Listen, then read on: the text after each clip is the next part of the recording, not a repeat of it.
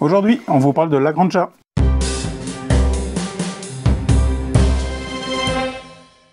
Hello. Hello. Bienvenue dans cette vidéo Bûcher et Laurier. Et aujourd'hui, on va vous présenter La Granja. Yes.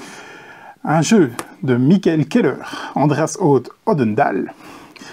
Aussi, au niveau des auteurs qui sont crédités, mais c'est sur des modules, parce qu'il y a plein de modules, on en parlera plus tard. Donc il y a du Feld dedans. Andrei Novak, Tony Boydell et Adam Knapinski. Kopinski. Ouais. Kopinski. Il y en a même beaucoup d'autres, mais Ouais. il y a un ou deux avec un nom assez imprononçable. C'était ce qui était crédité sur BGG. Le gars qui a fait les Nightmare Cathedral, notamment, si je ne m'abuse. Ouais. Je ne vais pas vous dire les illustrateurs, de toute façon c'est la team Bordendice. Hein, donc, C'est toujours en interne. ouais, parce qu'ils ont des noms de par là, hein, donc c'est un peu compliqué pour nous. C'est du polonais. C'est du polonais. C'est du 1 à 4 joueurs, pour des parties de 90 à 120 minutes. Ouais.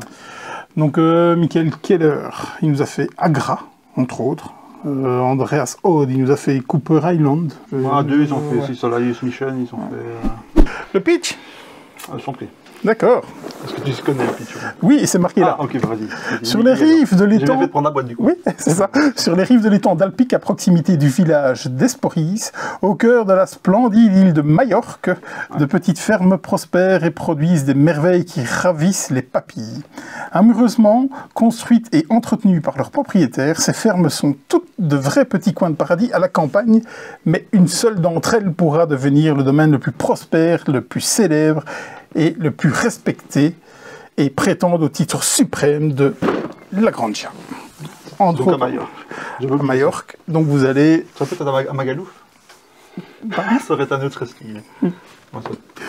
C'est une autre histoire. Vous allez devoir gérer une ferme, en gros, et faire des expéditions et tout ce qui va avec. Un survol des règles. Survol, parce que c'est du lourd. Donc à votre tour de jeu... Ouais, mais enfin, À votre tour de jeu, vous allez devoir faire X actions avec du recrutement de dés en fonction de la position sur laquelle il y aura une piste. Vous aurez un petit bonus. Vous allez jouer des cartes de différentes façons, parce que les cartes sont jouables de 3 ou 4 façons, différentes. C'est ce qu'il a distingué à l'époque de sa sortie, parce qu'il y a quoi? Il est sorti à 8 ans maintenant, je pense. 2014 peut-être, non? Quelque chose comme ça. Et donc à l'époque, c'était assez nouveau, hein, ces systèmes de cartes qu'on peut mettre à droite, à gauche, cartes multi-usages. C'était assez moderne, on va dire.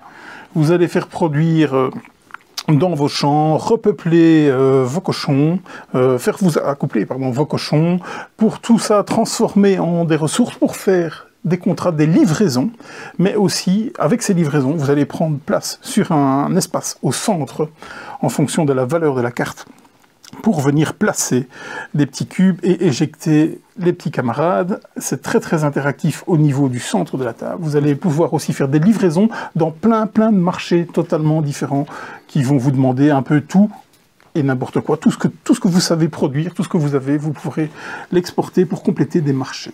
Et sur cette mécanique centrale, d'ailleurs, tu parlais de Feld. Cette mécanique centrale est un copier-coller et revendiqué de... C'était un temple, je pense, dans Luna de Feld. C'est déjà un jeu dont la base est inspirée par Feld. Donc ça fait sens que lui-même soit venu ajouter un petit module. Jeu de mécanique d'ailleurs. Oui. Du fait de l'interactif. C'est pas toujours le cas. Ou les twists. Remettons ça dans son contexte. À l'époque, le twist, c'était vraiment ces cartes multi-usages. Hein. Ces cartes, donc on a un plateau, joueur, et les cartes, elles ont une fonction, le haut de la carte, le bas de la carte, à droite de la carte et gauche de la carte, ont chacune une fonction, et selon comment on va les glisser. Et le milieu de la carte aussi. Et le milieu de la carte, c'est ce que j'appelle le bas. Okay. Et donc, si on la met à droite, ça va être un champ, donc dans lequel on va pouvoir récupérer des ressources en chaque début de tour. Si on la met à gauche plutôt, si on la met à droite, c'est une extension de ferme, on va plutôt avoir des étables, des revenus supplémentaires, on va pouvoir faire des livraisons additionnelles, etc. C'est payant d'ailleurs pour les mettre là. Au-dessus, ce sont des contrats, on va les passer comme contrats. Et en dessous, donc la partie centrale, ce sont ce qu'on appelle des assistants, donc ce sont des rule breakers en fait, dont on va pouvoir profiter pendant toute la partie. Donc c'est vraiment ça le plus à l'époque, cette mécanique centrale de je reçois des cartes, j'ai une main, une carte, et à chaque tour, on va pouvoir en jouer au minimum une. Qu'est-ce qu'on en fait? C'est des choix qui sont toujours assez intéressants. Le reste après est assez classique. Si ce n'est que c'est un jeu, la deuxième caractéristique pour moi, c'est un jeu qui est très permissif. C'était revendiqué à l'époque, ça avait été bien mis en avant. Et c'est vrai, c'est un jeu, on est rarement coincé. Alors, j'ai pas dit que c'était pas un jeu tendu au niveau des ressources, mais c'est un jeu où il y a normalement, pour aller de A à D, on passe par C et par D, par B et par C, mais on arrive d'une manière ou d'une autre. Hein, il n'y a pas de, comment je veux dire, on a beaucoup de leviers pour arriver à nos fins. C'est ce qui fait un peu la particularité pour moi de ce jeu. C'est ces deux caractéristiques, ces cartes multi-usages et ces moyens détournés pour arriver à nos fins. Ce côté très libre. Oui, c'est vraiment le twist principal. Maintenant, c'est déjà vu plusieurs fois dans les jeux qu'on prend les cartes à multi-usage. Il en a inspiré aussi pas mal. Hein. Oui, je pense, mais c'était peut-être un des précurseurs. Je ne dis pas que c'est le premier qui va avoir fait ça, mais... C'est un des premiers. Donc c'est un des premiers. Ou en tout cas l'avoir fait aussi poussé.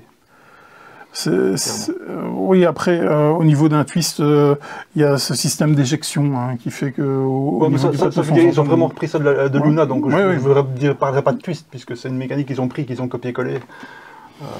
C'est le twist principal, c'est les cartes. C'est vraiment les cartes, le multi-usage des cartes. Et après, c'est devenu classique. Le reste des mécaniques est devenu classique.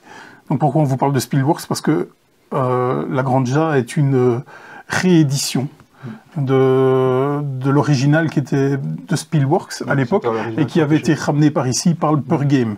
Donc qui avait juste fait une localisation. Hein, donc il n'avait pas travaillé, donc il avait... Il n'avait pas retravaillé, c'était juste une traduction. Ouais. Parce que je peux le voir, c'est un petit peu leur business model, c'est de sortir un jeu en espérant qu'à un certain moment il soit repris par un autre éditeur, que ce soit une simple localisation comme il y a eu par Spielworxx. Ça peut aller même un cran plus loin, où on reprend le jeu et on le refait carrément, on le remodèle, on l'a vu parfois aussi. En tout cas, ça fait partie, c'est logique chez Spielworxx qu'un jeu qui fonctionne pas tous, soit repris après par d'autres éditeurs. Donc ici, c'est la première fois qu'il est vraiment remanié autant. Au niveau de la rejouabilité, alors tant dans la rejouabilité que dans la variabilité, parce que maintenant il y a plein de modules dedans qui vont vous donner... 12, c'est ça, 11 ou 12 Je ne sais plus, je ne sais même pas si c'est noté, mais ah oui, si, module d'extension 1, 2, 3, 12, effectivement, 12 modules additionnels au jeu de base, que vous pouvez jouer ensemble ou séparément, vous jouez vraiment, vous mettez ce que vous voulez. On peut la partie à la carte en fait. Ouais, on les ajoute, ils sont tous compatibles entre eux. Il y en a certains qui sont un peu plus, qui sont déconseillés aux débutants, mais il n'y en a aucun qui est très difficile à mettre en œuvre, qui est trop compliqué, on va dire. C'est pas des mécaniques ajoutées ou très peu, ou alors elles sont vraiment très simples. Donc je dis ça parce qu'en général c'est quelque chose que je n'apprécie pas. Ici on a fait une partie ensemble, ici on a mis combien? Je ne sais plus, 4 ou 5 modules? Oui, c'est 4 ou 5 je pense. On n'a pas eu l'impression d'avoir un jeu qui était beaucoup plus lourd, plus de possibilités oui, plus lourd, non. Plus long. Je suis pas sûr. Je sais pas. Je suis pas sûr parce que c'est juste des choix différents. Je pense que si c'est plus long, comme on en parlait à la fin de la partie, si c'est plus long, je pense que comme il y a plus de choix, il y a plus d'analysis paralysis, ce qui fait que ça peut être un peu plus long. Mais en termes d'action et d'action de jeu. Donc au niveau de la rejouabilité, elle n'est pas si énorme que ça malgré tout, je trouve. Parce qu'il y a plusieurs stratégies gagnantes, ça c'est sûr, il y a plusieurs axes stratégiques, mais malgré tout, on doit quand même faire un peu de tout. On peut avoir sa stratégie centrale, mais malgré tout, il faut quand même regarder à être présent un peu partout. Il y a quand même des sous-stratégies. Hein. Pour arriver, si tu te dis je vais faire cette stratégie-là, il y a quand même différents moyens d'y arriver. En fait. Donc c'est un jeu qui est assez riche, mais c'est vrai, je te rejoins que, et d'ailleurs c'est pour ça que je l'avais vendu, le jeu de base, il n'y avait pas 50 stratégies différentes en fait. On faisait souvent la même chose. Ça manquait un peu de variété.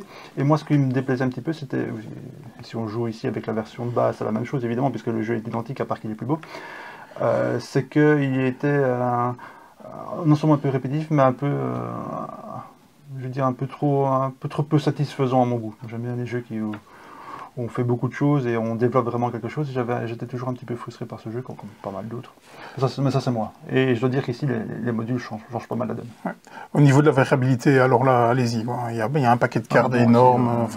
Il y a des tuiles qui changent. Vous ne les aurez pas toutes au même moment. Donc les setups ne seront pas les mêmes et tout. La variabilité est très, très importante. Il y a des modules qui sont tout simples, qui sont juste des cartes en plus. Parce que le nombre de cartes a été doublé, je pense, par la version d'origine. Elles sont d'ailleurs séparées, on peut très bien jouer avec uniquement les cartes d'origine ou vraiment jouer avec les nouvelles ou mélanger les deux. Il n'y a pas vraiment de règles. Donc ça c'est très simple, il y a pas vraiment... C'est considéré comme un module, mais ça n'ajoute rien si ce n'est plus de variété. Il y a les cartes, les dames de la Granja par exemple, qui sont juste une carte, on reçoit, enfin on draft en début de partie, une carte qui va donner un pouvoir asymétrique.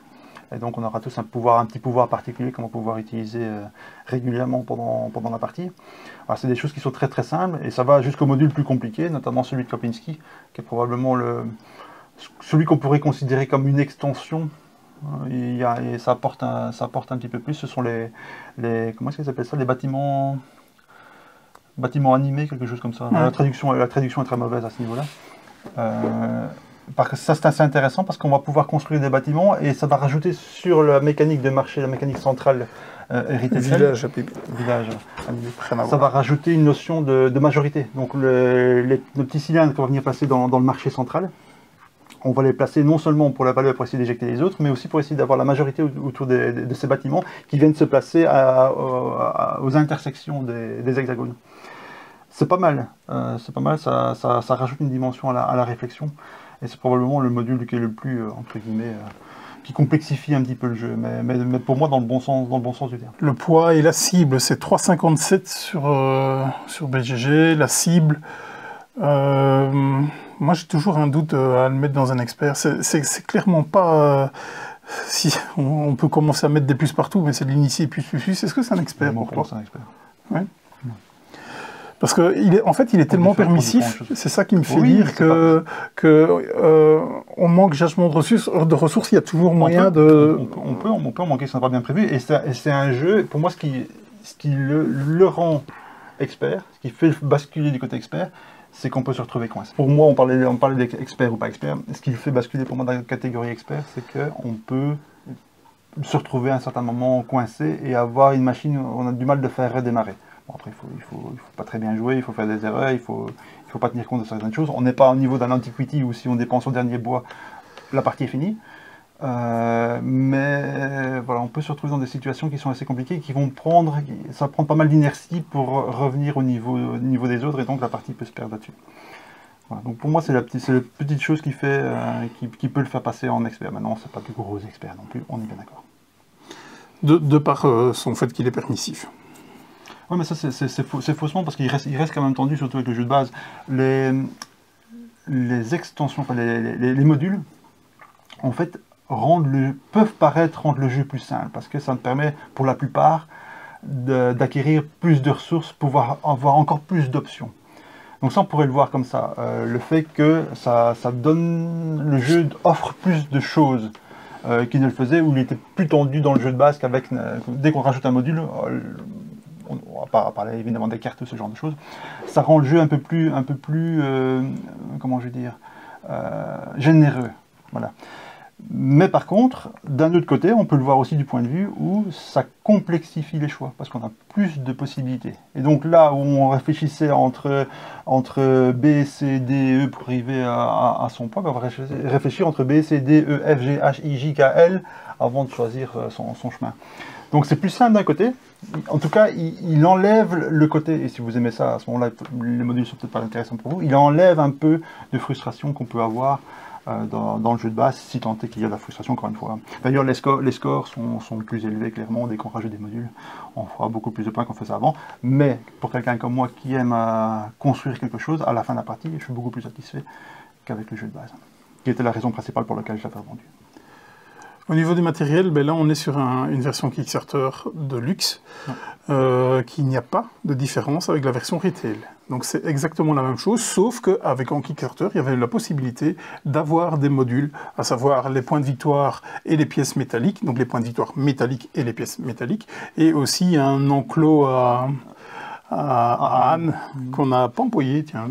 Non, parce que mais ça peut être pratique, en fait, c'est ce qu'on appelle le donkey pen, donc ça permet de tenir compte des livraisons qu'on fait. parce qu'à un certain moment, on va faire des livraisons gratuites, des livraisons payantes, on peut en faire plusieurs à la fois, etc. Et quelquefois, une livraison entraîne une action qui entraîne une autre, un petit peu des événements en chaîne. Et donc, on peut perdre un petit peu le fil du nombre de livraisons qu'on fait. Et donc, simplement, il suffit de prendre un nombre d'ânes qui correspond au nombre de livraisons qu'on peut faire, et au fur et à mesure qu'on les fait, on les dépense, on les remet dans l'enclos. Ça va pas beaucoup plus loin que ça. C'est pas indispensable, mais ça peut faciliter, notamment si c'est les premières parties, ça peut faciliter, ou si vous êtes un peu distrait comme moi, ça peut faciliter quand même le compte et éviter certaines erreurs. Ouais, parce que 4, 6 livraisons, 7 livraisons, 8 livraisons, ça peut aller vite. Ouais. Et d'ailleurs, c'est un jeu à noter pour le distrait comme moi. C'est un jeu où il y a de grandes chances qu'on oublie un point de victoire par-ci, une ressource par là, une pièce par là, d'activer une carte par-ci, parce qu'il y a tellement de choses qu'on peut faire. Donc le matériel, il est ultra qualitatif. On a toujours réticent, enfin on a toujours peur de ce que va nous sortir Board & Dice. Pas en édition. Regarde Origins. C'est un peu l'exception qui confirme la règle. J'ai jamais eu vraiment de problème avec au niveau édition, au niveau matos avec Board & Dice. Au contraire, en général, les screens, les impressions, etc. sont vraiment très corrects. Là où ça pose problème avec Board & Dice, en général, c'est plutôt au niveau développement et au niveau équilibrage, où c'est quelquefois terminé avec les primes. Au niveau, oui, peut-être, c'est vrai qu'Origins, les roues et les ressources, c'est ni fait ni à faire. C'est un peu l'exception qui confirme la règle. Les tuiles, Origins, ils ont tout condensé dans le fait que ça ne l'est pas. Non, ici, il y a le texte est quelquefois un petit peu petit. C'est ça que je dis sur les tuiles, c'était trop petit. Même dans beaucoup de Board & Dice, c'est vrai que la lisibilité, quelquefois l'utilisation de l'iconographie, ils utilisent du texte plutôt qu'essayer d'avoir une iconographie, c'est quelquefois un petit peu gênant. Mais sinon, les éditions sont quand même soignées. Et les Deluxe Master Set, je les ai tous eus. Il n'y a pas grand chose à dire. Il n'y a vraiment pas grand chose dans celle-ci à dire. L'insert qui est correct. Ouais, l'insert est correct, avec une faute peut-être, en fait, on ne sait pas, puisque le truc de la Granda, mais là c'est totalement anecdotique. Hein. Ça ne change pas. Il y a le couvert des inserts en fait, affiche la Granda qui est la version démesurée. Je vais vous la montrer. Pour profiter, voilà, c'est complètement stupide. C'est dingue, c'est vraiment dingue. Donc ce qu'il faut savoir, c'est que c'est un add-on de ça, hein, donc c'est en plus. Donc vous avez les deux, la Granda, et donc vous vous retrouvez avec un plateau joueur de 56 cm par 56 cm. Qui remplace ceux qui sont dedans. Donc on reçoit quand même, ce qu'il faut bien savoir, parce que je n'avais pas compris au départ, moi non plus. C'est qu'on reçoit quand même le plateau, tout ce qui est à taille humaine, on va dire. Ouais, c'est ça. Et donc on a en plus des choses qui remplacent tout ce qui est punch est démesuré, et tout ce qui est plateau joueur et plateau central est démesuré. Quand on vous dire qu'une table comme ici, on met les deux plateaux joueurs, on ne met pas le plateau central. Ouais, c'est ça, le plateau central fait 1 mètre sur 1 mètre. Donc si vous avez 1 mètre sur 1 mètre et vous jouez à 4, vous avez encore 60 sur 60. Waouh! C'est pour jouer par terre, hein. Je vois pas. C'est costaud. Et donc effectivement, ça pèse un âne mort, c'est bien pendant la Granda. C'est ça. Donc là-dessus, on y est. Je vais la remettre. Dingue, elle pèse super lourd. Mais ça, par contre, autant ça c'est disponible chez Pixie que mais pas en retail, il faut bien savoir. Pixie fait la Kickstarter, le Deluxe Master Set. Il n'y a qu'une version qui existe du jeu, que ce soit en français, en anglais ou en espagnol. Mais quand on dit retail, ça veut dire que vous allez retrouver partout en magasin. C'est juste une question de circuit en fait. C'est juste une question de circuit différent. Mais la boîte et le matos c'est absolument identique. Ouais, mais ce que je veux dire, c'est qu'il ne faut pas avoir eu une boutique comme la mienne qui ait participé au Kickstarter pour avoir les versions.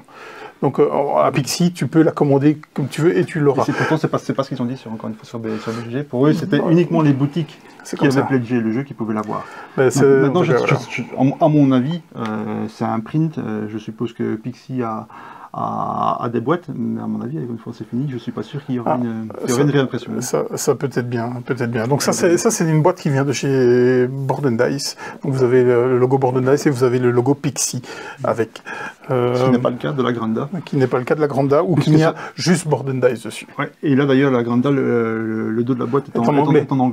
Il n'y a pas de texte sur le matos. Les cartes, c'est le plus stupide je trouve, c'est que les cartes par contre restent à la même taille.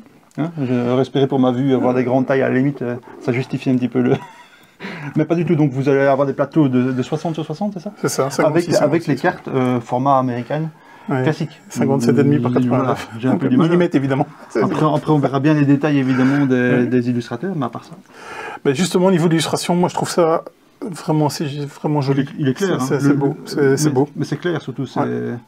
on voit bien, il n'y a rien qui prête à confusion. Si, moi je trouve quand même. Oui. Ouais. Okay, Sur l'iconographie de prendre et jouer une carte. Tu vois, ça aurait pu, à un moment donné, il y avait... Je parle de côté artistique. Ah oui, non, ça c'est léger. Oui, c'est clair. Le plateau est clair, quand vous voyez le plateau brun et vert d'origine. Le Spielberg, c'est... Où là, il y avait, en plus, ils avaient, et ça c'était pas mal fait, je dois dire, dans celui d'origine, les actions qu'on peut faire, il y a 4 étapes dans chaque tour, il y a 6 tours, 4 étapes, et on peut faire certaines actions que pendant certaines étapes d'un tour. Et donc ça il y avait un code couleur en fait qui était utilisé dans la version d'origine, qui est aussi bien sur le plateau joueur que sur les cartes que sur... Voilà. Ici ils ont enlevé ça, mais ça reste tout à fait lisible tout en enlevant évidemment ces codes couleurs qui étaient... Ça faisait un peu beaucoup de couleurs sur le plateau, c'est pas nécessairement du plus bel effet. Ici ça reste tout à fait lisible, mais avec un côté artistique qui est quand même plus raccord que Ton avis là-dessus? Sur le jeu? Oui. Bon, d'abord, au niveau de l'édition, sur le jeu, bon, c'est un jeu qui a fait ses preuves. Au niveau de l'édition, encore une fois, j'ai pas grand chose à dire. Mes reproches, c'est l'insert qui est pas génial. C'est des gros, comment je vais dire, des gros compartiments fourre-tout, où il faut quand même mettre des sacs ou des petites geekbox ou ce genre de choses. Ça, c'est un petit peu dommage. Là où on peut vraiment mettre le matos, comme par exemple les tuiles, toits, etc., j'ai tendance à se mélanger, à basculer quand on les prend. Enfin, tant qu'elles sont toutes dans le compartiment, ça va, ça ne bouge pas, mais dès qu'on en enlève une, on aurait pu faire un petit peu mieux pour un comment je vais dire, un Deluxe Master Set. Mais à part ça, honnêtement, il n'y a pas grand chose à dire. Si peut-être, à force d'enlever et de retirer l'insert, ça abîme, ça peut racler sur le bord de la boîte, ça fait des petites... c'est du détail, c'est pas ça qui va... Bon, la boîte est un peu grande pour ce que c'est. On a l'habitude, c'est le même format que les autres, que ce soit Yedo, que ce soit Snowdonia, c'est le même format. Donc ça reste dans la Granja et pas dans la Granda. Ouais.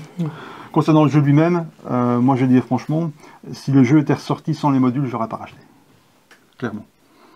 Parce que, encore une fois, pas assez satisfaisant pour moi. Et en tendance à faire toujours un petit peu la même chose. Et voilà. À part les cartes et le tirage des cartes, le reste, on faisait toujours plus ou moins la même chose. Et ici, les modules changent vraiment la donne. Ouais. Parce que ça ajoute beaucoup de choix. Et on peut vraiment le faire à la carte. Hein. Pour moi, il y a un module. Il y a un module qui se distingue et qui est vraiment indispensable. Je jouerai plus sans, c'est le Donkey Song. Je ne sais plus comment ça s'appelle en français. Le Ode de l'âne. À mon avis, c'est pour Odé. Ode de l'âne. Donc, c'est en fait, ça donne. Il y a un autre module qui fait ça un petit peu aussi. Mais celui-là particulièrement, est tout simplement, ça donne plus d'importance à la piste Siesta. Donc la piste Siesta, c'est une piste sur laquelle on monte, on va marquer accessoirement 1 ou 2 points de victoire en fonction de la position où on se trouve. Ça détermine l'ordre du tour. Mais dans la version de base, qu'on soit un au-dessus de l'autre ou 3 au-dessus de l'autre, du moment qu'on est sur la piste, ça ne change pas grand-chose. Ici, en fait, il faut atteindre certains paliers qui permettent, en fonction de la position, la hauteur du palier, d'avoir un choix de tuiles livraison custom entre guillemets, vraiment très puissantes, et qu'on va pouvoir jouer à la place des 4 de base qu'on a dans notre qu'on reçoit à la base en début de partie. Et donc ça c'est pas mal, parce que cette piste là on avait tendance juste à monter un petit peu, histoire si on voulait être premier joueur ou pour marquer 1 ou 2 points de victoire, mais ça n'a pas grand sens de monter beaucoup plus haut. Ici il y a vraiment un intérêt. Donc ça c'est vraiment quelque chose qui aurait presque dû être dans la version d'origine pour moi. Et ça c'est vraiment sympa. Et encore une fois, ces modules, c'est le fait de pouvoir les prendre et faire sa partie à la carte en fonction de... Si on veut un peu plus d'interaction, on peut plutôt prendre ce module-là. Si on veut un peu plus de... Comment j'ai des possibilités, on pourra prendre celui-là. Si on veut un peu plus, on joue avec une personne qui est un petit peu débutante. Paradoxalement, on va rajouter un module qui va donner un peu plus de générosité, de flexibilité aux joueurs. Et donc on peut vraiment tailler sa partie à la carte selon comment on veut le jouer.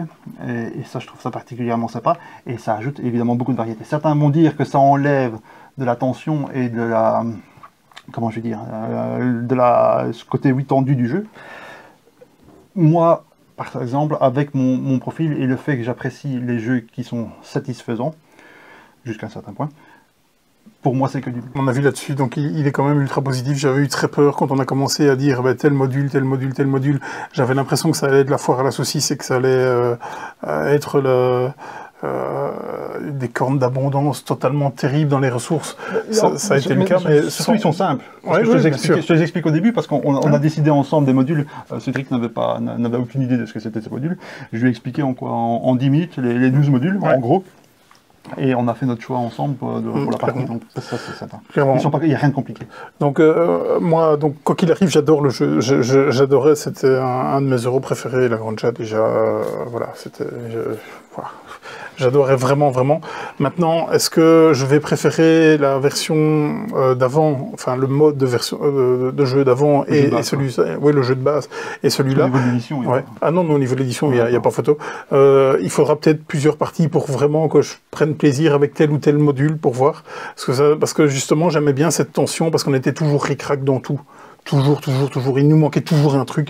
Et tandis qu'ici, c'est nettement plus permissif. C'est pas pour ça qu'il ne faut rien planifier, parce que justement, la planification doit être là. Tout le monde a de nouvelles armes, donc forcément. Ouais, clairement.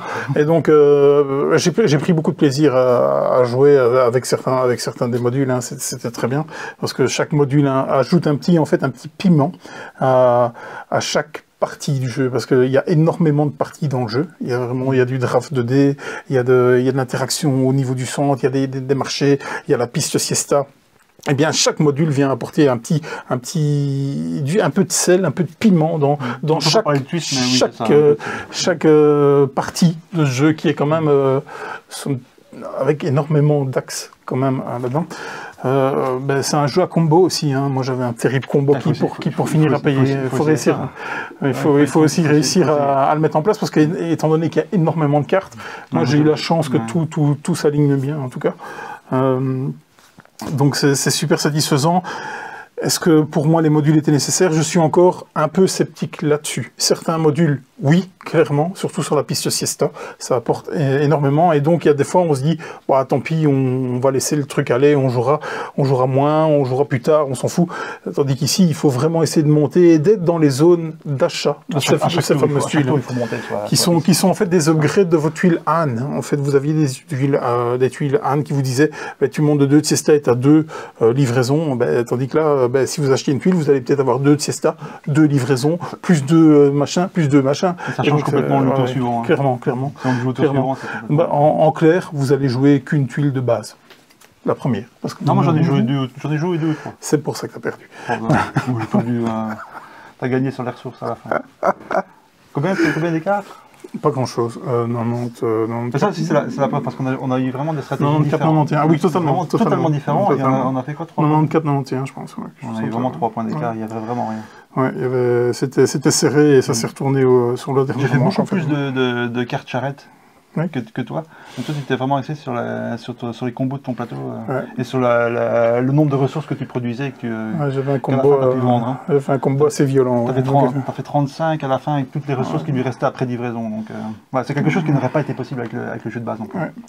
Ouais, 35 d'argent à la fin, ça n'existe pas. En même temps, je ne suis pas l'américain pour rien. Donc c'est ultra positif, ça demande à y revenir. Il y a 2 modes solo. 2, visiblement. Il y en a un qui, je ne les ai pas lus, il y en a un qui est nettement plus court dans les règles que l'autre, il y en a un, c'est... Apparemment, le solo ne m'intéresse absolument pas, donc je vais peut-être dire des bêtises, mais je pense que c'est le solo original, s'il y en a eu un, ou que ce soit dans la boîte ou qui a été développé et posté sur les GG ou autre.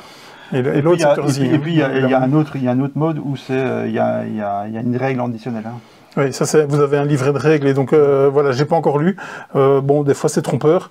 Maintenant, j'ai pas spécialement envie de le lire parce que moi les solos qui me sortent de ma stratégie tellement, parce que si on fait ça, lui fait ça, avec ça, et donc c'est totalement pénible parce que ça nous sort du jeu. Donc je lirai les deux et de toute façon je vais essayer de les tester tous les deux, quoi qu'il arrive. Ça aussi, il faut mentionner d'ailleurs qu'il y a 4 manuels de règles. Oui. Il y a les règles de base, il y a les règles des 12 modules. Il y a les cartes, les références des cartes, donc quasiment toutes les cartes, je pense, sont répertoriées par ordre alphabétique, c'est bien fait. Et le solo. Et le livret solo. Et donc on peut vraiment aller chercher l'information relativement facilement en fonction de ce qu'on a besoin. Ouais, c'est clairement du beau boulot. Hein. C'est Oui, vraiment, c'est pas clairement grand du beau. chose à dire. Il y a toujours des petits défauts. Oui, des trucs, ben encore oui, une fois, on chipote, c'est un hein. pour moi. Ça... On chipote, et comme je disais, pour moi, il y a de temps en temps, sur une iconographie ou l'autre qui laisse... Pour les cartes, je ne suis pas d'accord, parce qu'il n'y a pas 50, il y en a deux. Il y a la carte avec une flèche vers le haut, ça veut dire que tu joues une carte, et l'iconographie avec juste une carte sur laquelle il n'y a pas cette flèche, ça veut dire qu'on peut soit piocher, soit jouer une carte. Une fois qu'on a compris... Oui, c'est ça. Et au début, c'était pas... Enfin, voilà, c'est pour ça que je l'ai insisté. C'est juste pour pinailler. Et puis, dans la version française, peut-être que dans la version anglaise, il y a vraiment... en fait, il y a 3 façons de différencier les ressources. Et il y a des fois, on a quand même dû vérifier une fois ce que valait mon pouvoir, parce qu'on n'était pas certain. Donc, dans ce genre de jeu, on a des cartes. Mais on pinaille là. Vraiment, c'est pour dire quelque chose. Parce que, une fois qu'on a compris, ça va vite. Il n'y a pas eu un truc, on s'est dit, bon, on va faire comme on pense, et on trouve toujours la solution. Bon, on a tout dit. T'as encore des trucs à dire? Non, je pense pas. Un jeu de jeu, encore une fois, un jeu que probablement, j'aurais jamais racheté. Je m'en étais débarrassé, j'avais bien joué avec, j'en étais content. Et je suis content ici de ces modules où le jeu me correspond plus maintenant. Ça reste un pur Eurogame. Voilà, c'est pas nécessairement ce que je préfère, mais celui-là fonctionne très bien. Et avec les modules, il rentre enfin dans la catégorie de jeu que j'apprécie vraiment. Ouais. Bon, bûcher laurier. Pour moi, c'est un laurier. Largement, je partage aussi cet avis. On va réfléchir à la note qu'on mettra. Vous le verrez. On va réfléchir. On va réfléchir un petit peu. Voilà, c'est ça. Moi, je ne sais pas si je me positionne encore si c'est un expert ou si c'est vraiment un gros initié. Mais au final, c'est vrai qu'il y a tellement de choses à regarder que c'est un expert. C'est un expert. Justement, je viens de m'auto-convaincre. Le fait que les options sont vraiment foisonnent, ça, et qu'il y en a certaines qui sont vraiment meilleures que d'autres, quand même. Et je dis le fait qu'on peut se retrouver... si on ne fait pas attention, surtout dans le jeu de base, on peut se retrouver un peu coincé. Moi, je vais juste encore dire une chose, parce que j'avais vraiment l'impression que ça allait être la fête à la saucisse. Il y a certains modules, quand on me les a expliqués, on a dit « qu'est-ce que c'est que ce truc cheaté ?» Et au final, non. Quand on voit les cartes de points, non. Donc, non, après, les informations sont visibles par tout le monde, donc on peut aller les chercher, puisqu'en étant premier joueur, par exemple, avoir accès à un dé plutôt qu'à un autre. Oui, il y a des modules super intéressants qui donnent vraiment le choix, qui nous enlèverait peut-être notre premier choix.